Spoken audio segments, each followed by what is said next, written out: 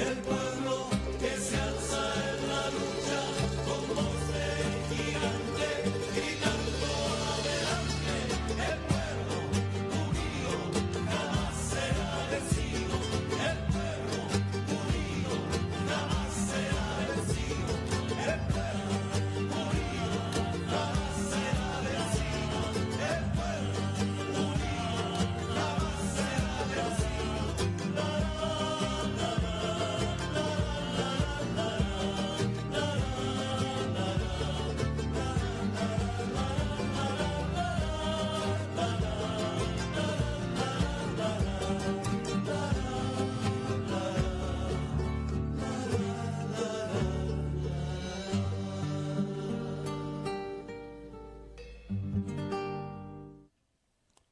El pueblo unido jamás Jamás. sera vencido. Vencido. Si. Salut Don, Salut, Ismaël. comment tu vas? Je vais bien. Je suis en grande forme. Je En vais grande très forme? bien. Je me suis fait couper les cheveux, je me suis fait tailler la barbe un petit peu. Est-ce que Francine est contente? Ah oui, oui, absolument. Elle dit, ça fait peut-être temps. J'avais les cheveux longs, vraiment, là. Puis la barbe était toute croche. Mais là, ça va bien. Ah, génial, génial. Ouais. Alors Don, ce soir, nous avons encore une émission très chargée. Oui. Chargée dans la mesure où nous faisons face à nos responsabilités. Je dis bien nos responsabilités parce que Cabaret des idées, juste un petit moment. Aïe, aïe, aïe. Cabaret des idées a cette responsabilité d'être l'avant-garde. Attends, oh my. Cabaret des idées a cette responsabilité, je disais, d'être l'avant-garde de la lutte, surtout de tous les peuples qui sont en lutte. Les peuples qui se chargent et de porter la bonne nouvelle aux impérialistes, aux capitalistes qui veulent continuer à les exploiter.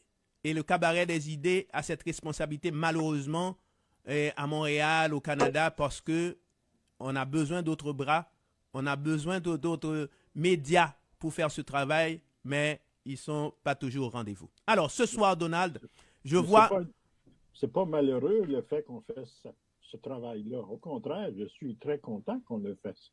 Parce que justement, eux ne le font pas. Puis même s'ils le faisaient, je suis pas sûr qu'on serait qu'à regarder ce qui se passe avec Radio-Canada, les journaux en général.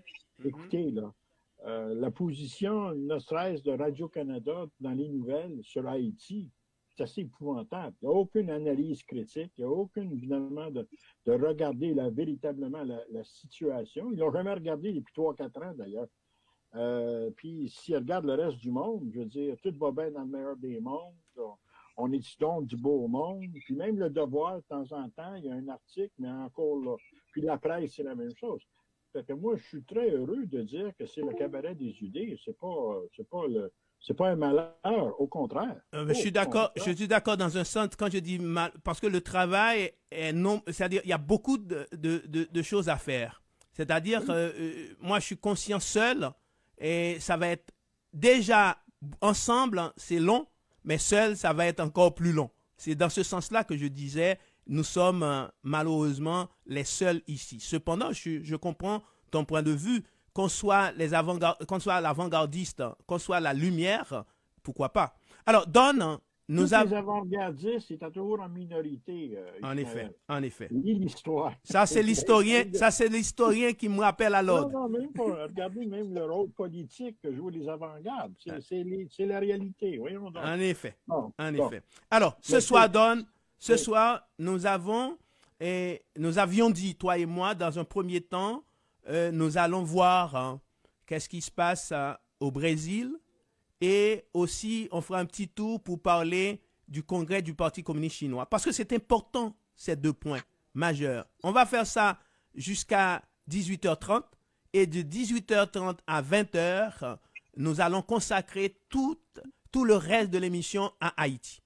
Haïti, d'autant plus, il y a Blinken qui est de passage ici, il y a le Canada qui s'agite, il y a le Canada, il y a les autres pays. Donc, commençons d'abord. Il y a un joueur que je vois qui est là, parce que je lui avais dit c'est 18h30, c'est France, mais de toute façon, il va nous assister, il est là, mais c'est à 18h30 qu'on a rendez-vous avec tous tout bon. ce monde-là.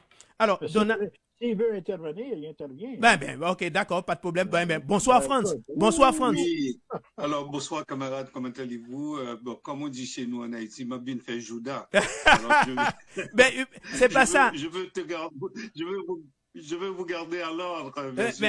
Écoute, Donald a dit, en tant que citoyen du monde, tu as le droit d'intervenir dans toutes les affaires concernant le monde. À ce moment-là, le sujet qu'on va aborder, France, je sais que tu es un homme cultivé, tu es capable, tu es au courant de certaines choses. Si tu veux intervenir, sens-toi libre d'intervenir. Alors, Donald, Merci. et deuxième tour des élections au Brésil, c'est dimanche. Oui. Et Donald, on sait que les experts disent 15 à 17% de la forêt amazonienne a déjà été abattue. Oui. Et on sait que les politiques de Lula en faveur de l'Amazonie, c'est une nécessité, non seulement pour la forêt amazonienne, mais aussi, Donald, pour le monde entier. Pourquoi? Parce que le Brésil, c'est le plus grand pays de l'Amérique latine. Et la forêt amazonienne, c'est le poumon, c'est un des poumons de l'humanité. Tout à fait. Et on sait que au premier tour, Lula a eu 48%. Et Jair Bolsonaro, 41%. On ne s'y attendait pas à ce qu'il ait tant de voix. Mais la société brésilienne, c'est une société de plus en plus, qui devient de plus en plus conservatrice. Et Lula, extrémiste de droite, et ancien militaire, représentant de la gauche, de la droite extrême et de l'agro-business aussi.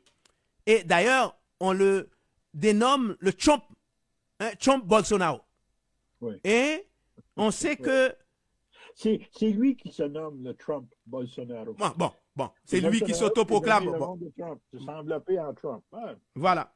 Donc, Lula a 76 ans, Bolsonaro 67 ans, et après le complot qu'il y a eu, Lula est allé en prison pendant environ 18 mois, Oui. et miraculeusement, il est revenu au devant de la scène parce que la société brésilienne s'est rappelée de ce qu'il avait fait pour le Brésil. Déjà, Lula, c'est quelqu'un qu'on appelle le champion des pauvres. Hein? Le champion des pauvres parce que ce que Lula a réalisé. Et les gens, souvent qui parlent de l'intelligentsia, l'intellectualisme, tout ça, je rappelle, Lula a dû laisser l'école, je pense que à l'âge de peut-être 8 ou 12 ans, pour être dans la rue, pour s'occuper de ses parents. Et Lula a été, sans risque d'être contredit, le meilleur des temps modernes président du Brésil. Et on sait que le Brésil a connu, en fait, les dictatures militaires féroces qui ravageaient les Brésiliens. Et n'oublions pas, ça ne s'est pas passé seul au Brésil parce que l'Empire a utilisé beaucoup de ces pays-là, de l'Amérique latine, entre autres le Brésil, l'Uruguay, Paraguay, pour en fait maltraiter, torturer les peuples. Et quand on est revenu, entre guillemets, à la démocratie représentative, Lula a été, pendant 2 mandats, celui qui, contre toute attente, parce que on ne voyait pas dans ces sociétés conservatrices un élément qui n'a pas de diplôme et venir changer les choses, mais il a fait un miracle. Mais plus qu'un miracle, c'est pas simplement un miracle. Il ne faut pas oublier que Lula est en charge du Parti travailliste. Puis pendant des années de temps, il a mené des luttes sans arrêt au Brésil. Je veux dire, certes, à un moment donné, ils l'ont emprisonné pour 18 mois, mais bien avant, il se faisait arrêter sans arrêt. Il se faisait mettre en prison pour 1 semaine, 2 mois, il ressortait. Effectivement, c'était un militant qui était finalement engagé pour changer la situation au Brésil, qui fait que finalement, toute sa vie. Et puis, il ne faut pas oublier, quand il est venu au pouvoir, c'est la classe moyenne qui l'a mis au pouvoir. Pensez-y bien 2 secondes. C'était pas la paysannerie a voté pour lui, Les ouvriers ont voté pour lui, les ouvrières ont voté pour lui, mais c'est la classe moyenne brésilienne qui disait que la situation était tellement catastrophique au Brésil que ça venait que même la classe moyenne est en train de disparaître au Brésil. Et Lula, en baissant la pauvreté, en aidant les travailleurs, en aidant les paysans, ça veut dire que l'économie brésilienne a repris et même la classe ouvrière, finalement, a bénéficié de cette économie qui a commencé à grandir, grossir. Bon, puis il a réussi à baisser jusqu'à 25, jusqu'à 30% dans certaines régions la pauvreté. Ça s'est jamais vu dans l'histoire au Brésil. Ça s'est jamais vu dans plusieurs pays de l'Amérique latine, puis ça s'est jamais vu non plus en Europe non plus.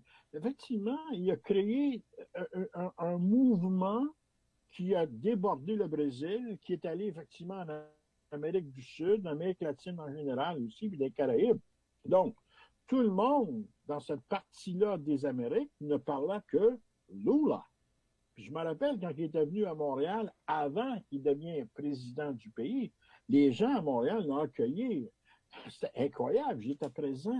Et c'était quelqu'un qui venait, puis pas beaucoup de nous qui étaient là dans cette soirée-là, on ne le connaissait pas, dans le fond. On lisait sur lui, on écoutait ce qu'il voulait faire en tant que président du Parti des travailleurs, etc., etc.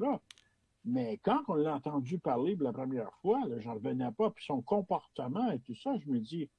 Il faudrait qu'il y ait des loups-là dans tous les pays des Amériques. On commencerait, ce serait une bonne chose. Donc, c'est ça qu'il faut comprendre de Lula. Par contre, 48% pro-Lula, 41% au premier tour de Jair Bolsonaro. En passant, là, ça veut dire quoi, Jair? G-A-R. C'est un prénom brésilien. Moi, quand je dis Jair, ça veut dire c'est une cause qu'on met de la beurre de peanut dedans, là. C'est jar en anglais, ça veut dire que... Il y a une origine italienne là-dedans. Ah, mon Dieu, non, on l'oublie ça. Je vous le dis parce qu'il a une origine là-dedans. Quand tu dis ça, Gramsci revient dans sa tombe. Puis Palmiro Togliatti aussi. Puis les grands communistes italiens sont en train de virer dans leur tombe. Non, effectivement. C'est Bolsonaro. Puis moi, j'ai vu... cette semaine, parce que dans la revue Jacobin, la revue des socialistes américains, sur Bolsonaro, c'est assez intéressant de voir les photos qu'ils avaient, puis que lui, il prône un rôle militariste si jamais il est élu. Ça veut dire qu'il vient d'éveiller les militaires qui, pendant plusieurs années, puis même pendant l'époque de Lula, on commençait à comprendre qu'il fallait se distancer de la politique et d'être un peu indépendant. Quelque chose qu'au Brésil, on ne voyait pas souvent ça. Donc là, avec tout ce qu'il voyait, puis les photos que je voyais, c'était incroyable. Il était là avec une mitraillette, puis il faisait semblant de tirer en l'air. Après ça, il prenait une guitare. Mais la guitare est devenue une mitraillette aussi. Ça veut dire même la culture... Tout ce qu'il voyait devant lui pour le Brésil, ça devait être tout contrôlé par les militaires. Et c'est là que les gens qui analysent ce qui se passe au Brésil, est-ce que les militaires vont sortir massivement pour voter pour Bolsonaro? Et c'est une réalité qui pourrait arriver. Pour l'instant, Lula, en tout cas les derniers sondages que j'ai vus, mène toujours par 4 à 5%. Si ça se tient là, il n'y a pas de problème, mais on sait que les forces de droite, et surtout ceux de l'extrême droite qui ont grandi et qui ont poussé comme des vers de terre un peu partout, là, sous l'époque de M. Bolsonaro, ça veut dire que ces gens-là vont les voter. Mais Donald, c'est pas ça, parce que pour moi, le problème n'est peut-être pas là, parce que si on parle de démocratie et que c'est le vote qui doit en fait donner le pouvoir, là encore, bon gré mal gré, on va l'accepter. C'est pire que ça. Ce qu'il a dit, il dit que il a exactement utilisé le langage de Trump. Il ne va pas accepter de perdre parce que le système électoral là-bas, c'est pas bon. Et est-ce qu'on se rappelle, c'est ce même système électoral qui lui a concédé 41%. Ça, c'est une chose. Pendant son mandat, ce qu'il a fait. Il a fait exactement ce qu'on fait aux États-Unis. Il a dit, il faut donner une arme à chaque Brésilien. Dans toutes les maisons, chaque fois qu'il y a une personne, il faut qu'il y ait une arme. Il a même dit, dans les écoles, les garderies, il faut qu'il y ait une arme. Et beaucoup de gens de la classe moyenne, réactionnaires, qui votent pour lui, c'est à cause de ça. Parce qu'ils voient un danger dans les favelas, les gens dans les favelas, les pauvres, qui ont été réveillés en quelque sorte par la politique de Lula, parce que ces gens-là ont goûté quelque part à la richesse du Brésil. Ils pensent que c'est possible. Par contre, avec la politique de Bolsonaro, on a réduit presque de moitié les budgets qu'on allouait, c'est-à-dire aux programmes sociaux. Oui. Et aujourd'hui, il y a à l'ordre du jour ce qu'on appelle les problématiques de l'environnement. Moi, je pense que même hypocritement, les Occidentaux qui mettent de l'avant cette histoire de l'environnement problématique, d'ailleurs, il va y avoir COP23, et je pense que Lula, le Brésil, ne peut pas se permettre de ne pas donner ce mandat à Lula, parce que Bolsonaro a tout fait pour détruire la forêt amazonienne. Et on sait que qu'est-ce qui peut advenir si Bolsonaro, en fait, est reconduit, est reporté au pouvoir. Ce qu'il va faire, il va asseoir une politique, une dictature militaire, comme tu as dit, où les militaires vont se sentir en fait omniprésents dans la société. Ils le sont déjà, mais ils vont dire qu'on a regoûté au privilège, on ne va pas redonner le pouvoir. Oui, mais il y a l'autre aspect aussi, je pense. C'est que je suis pas sûr que... C'est sûr que la classe moyenne peut basculer d'un part et de l'autre. Ils ont basculé parce que c'était une surprise quand ils ont voté pour Lula. Ça a été vraiment une surprise. Quand on regardait les sondages, puis tout ça, on disait, ça se peut pas. Mais c'est effectivement parce que la pauvreté était tellement épouvantable que même la classe moyenne est en train de perdre ses avoirs. Et donc, il y a besoin de quelqu'un pour recréer l'économie brésilienne, puis l'étendre à travers le pays, et que tout le monde puisse en profiter, etc., de cette avance économique du pays. Mais là, la classe moyenne, est-ce qu'ils vont aller du côté des militaires? Parce que c'est clair que le discours de Bolsonaro, c'est basé sur le concept du militarisme. Et c'est clair aussi que en évoquant toujours les États-Unis avec des références à Trump, puis la question des armes, même dans les garderies, imaginez-vous, puis même dans les écoles primaires, etc. Ça veut dire que dans les faits, Bolsonaro, j'espère que Lula en parle, c'est de faire le Brésil le 51e État des États-Unis. C'est clair. Puis il ne faut jamais oublier, hein, le Brésil, sous Bolsonaro, puis j'avais écouté un discours la première année qu'il était au pouvoir, il a dit, le Brésil, c'est les États-Unis de l'Amérique latine. Il a dit ça. Ça veut dire toute sa conception de démocratie, toutes ses conceptions finalement de gérer le pays, toute la conception du rôle militaire dans un pays. Évidemment, il n'y a aucune conception de la démocratie non plus, cet homme-là. Non, c'est un extrémiste de droite. C'est un extrémiste de droite, puis finalement, sa démocratie est basée sur le militarisme, c'est clair et net. D'ailleurs, c'est un ancien militaire, n'est-ce pas? Tout à fait. Donc moi, je me dis, c'est clair qu'il veut faire des États-Unis un 51e État, il veut faire du Brésil. Du Brésil, 51e État, en espérant que M. Trump gagne ses élections en 2024. Puis il regarde les mêmes chiffres que moi je regarde au niveau des États-Unis. Imaginez-vous, là, mi-mandat, les républicains gagnent la Chambre des représentants. Avec le spillover de ces victoires-là dans les États où il y a des élections pour les sénateurs, ça risque que les Sénats tombent dans les mains aussi des républicains. Ça veut dire que M. Biden, là, son deux dernières années, là, c'est zéro. Et donc, Trump va commencer à construire sa campagne électorale pour 2024. Bolsonaro est en train d'allumer des lampions, aller à l'église à tous les jours, même s'il n'a jamais été à l'église de sa vie, mais pour espérer qu'il devienne le 51e des États-Unis avec Trump au pouvoir. C'est sa conception des choses, c'est la conception, finalement, de la manière qu'il voit la gouvernance. Donc, c'est important, cette élection-là. Tu l'as bien défini, Ismaël. Mais c'est de voir aussi comment Lula va être capable, parce que j'ai lu les affaires cette semaine dans des revues européennes, puis qu'ils voient que de plus en plus, les militaires commencent à devenir un peu l'électorat. L'électorat. Parce qu'on doit voter. Mais non seulement ils doivent voter, mais en nombre, hein, il ne serait pas suffisant. C'est parce que aussi ces militaires possèdent beaucoup d'entreprises.